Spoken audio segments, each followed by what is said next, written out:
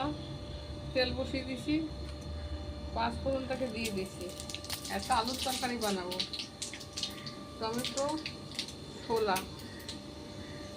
এটা হয়ে গেছে। এবার টমেটোটা দিয়ে দিলাম।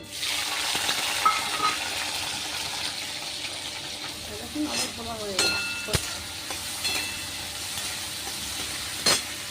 এটা দিয়ে দেবো হলুদ, লঙ্কা, ধরে আর আলুগুলো এইভাবে দিয়ে দেবো। আলুটা আমার কষা হয়ে গেছে, আমি জল দিয়ে দিচ্ছি।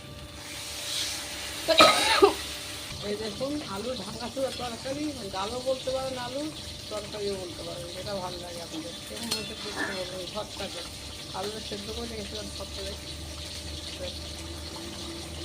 এই দেখুন, ভর্তাতে আলুর ভাঙাচোরা তরকারি হয়ে গেল। বেশি টাইম লাগলো না। ছোলা দিয়ে আলু দিয়ে তরকারি দেখতে কেমন একটু বলবেন।